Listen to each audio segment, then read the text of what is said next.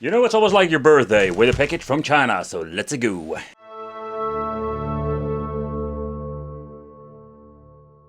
Okay, so in this video we're going to put it in a case like this, simply because you can buy them like with the case complete and you can plug and play ready to go. But at this time I just wanted to check it out as a main board. I can just be honest, like it was dirty cheap for me to buy. I have a couple of these things laying around, so I just wanted to see, is this like say Android box, but basically that is what it is, like an Android box. Is it worth picking this thing up? Is it worth like this Saga 5000? Or is it just another crap box that you need to avoid? I know you can like upgraded at Pandori, or that's what they told me, so that's going to be interesting for another video. But for now, let's see how we're going to get plug and play. But plugging this thing in is going to be super easy. So I already like remove the old Pandora's box. And yeah, depending on what kind of casing you're having, you can see like we have one big gigantic gap here. This is one of my favorite cases because it doesn't matter like how this thing looks or how the connections are aligned. You can just basically plug this thing in, screw it in, connect everything, and you're ready to go. I'll show you later on like how you do this. The connection over here, we do have like two USB, so you can basically hook up an extra controller. You can even set this thing to 4-player configuration with a USB hub. Pretty damn cool. Volume control, settings, VGA, and HDMI out, and of course the input for 12 volt. So the only thing that we need to do is plug this thing in here. So what I love about this thing is like you can plug in the cabling like this. This of course on one player, so we have less cables. But plug it in here, then we have basically, I just not going to screw it down so it's easier to show you. So then we have one cable for the speaker, so it basically gives you audio. You can also use like the external one for external audio if you want to.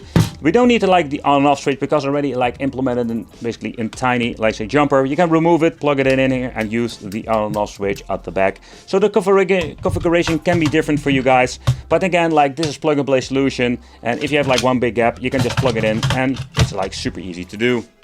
But Pandora's box can be found in many kind of devices. Think about a game system, a dual player arcade stick that comes in different kind of versions, qualities and also features. But in the end, when it comes to the Pandora's box, it is more of the same, despite basically having like a different outer shell. I think one of my favorite ones are to play does have like the portable version that comes complete with a portable edition that you can just open up and just basically play your games on the go. It's kinda portable of course because it's still clunky, but you have all kinds of different versions when it comes to this. But let's look at the main board itself and the menu, because the menu is similar to the Pandora's box number 6 and the DX and basically all of those ones. So this is more like the counterpart when it comes to the Pandora's box jungle. And overall, it's not bad at all, don't get me wrong, but let's get into the settings. Because with the settings, I did see some interesting weird looking settings, for example the app module, I've never seen it before. Another thing is like we can adjust the upper USB drive. So what you can do with that basically is like saying if you want to use both for, let's say, the gamepads. So I had the first problem when putting this thing up. They couldn't like basically like use the controller, so I need to implement it in the arcade stick, and we can adjust it over here. But I have like the image enhanced. We're just going to put it on disable. We have a timer. There is so much stuff you can basically change out.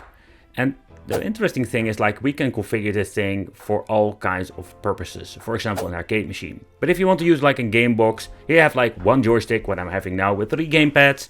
But there are some kind of interesting things like having 2 joysticks and 2 gamepads or just 4 gamepads. So actually you can use this thing like an game system. So the options when it comes to the joysticks, it's way more better than all the other ones I've reviewed here. Okay, so beside that, it's all the same stuff. The upper USB port already mentioned before, you can even put it for PC. If you use this main board inside, let's say, a Pandora's box, you can use your Pandora's box actually as a controller. It's kind of interesting, something I don't use or not use at all, but it's kind of funny that they give you the option to change that one out. And also the audio output can be changed, something you don't see very often, or this is one of the first time I've seen it with a cheaper box. Personally, I'm not the biggest fan of this menu, and the reason why, like, don't get me wrong, the search function works perfectly, like it works very fast and I really like it.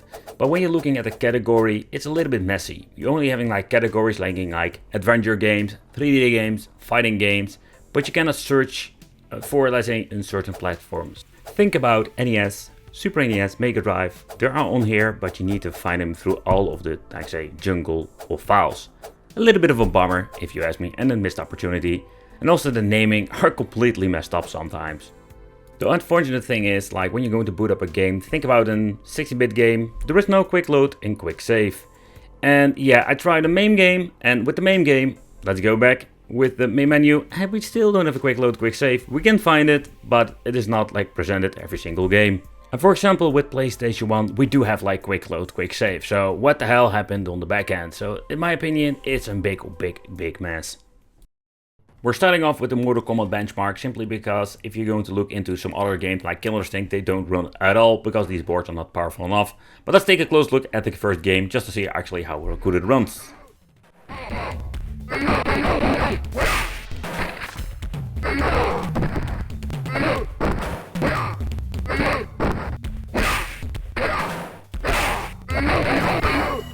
Sub-Zero win.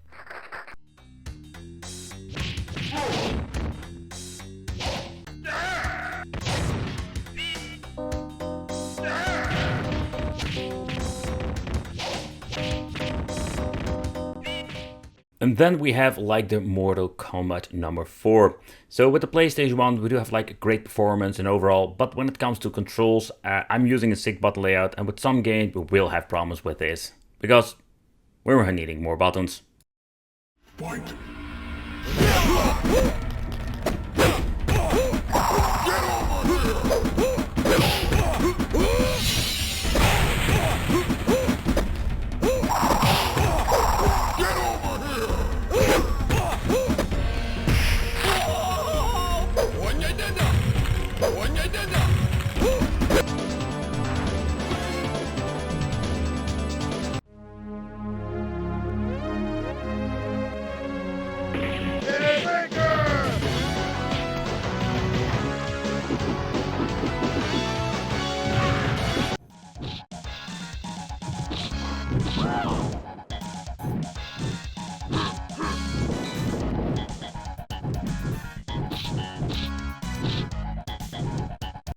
One of the great examples, if you want to play some Twisted Metal 2, are you having like 6-button layout, at least we need to have like 8 buttons to get every single function to work. So at this point I cannot really shoot rockets. So this game is in my opinion unplayable.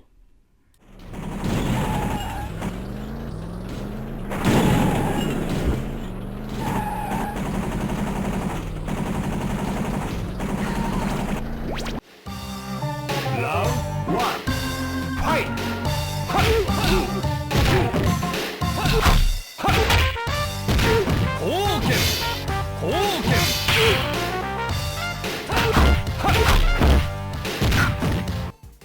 When you're looking at the overall performance of this thing, it's nothing like interesting when you're looking at all the other Pandora's box we have reviewed here on the channel. But they are making them way cheaper now. Like when you're looking at the price you're paying for this one, particularly when you're looking at the original DX, yeah, we do have like significant differences with the pricing. You also see like the chips, they're trying to be a little bit different with the chips itself. Yeah, nevertheless, yeah, we do have like the same performance. Let me know in the comments what do you think of this solution. Thanks for watching, consider subscribing, and it would be great to see you in the next video.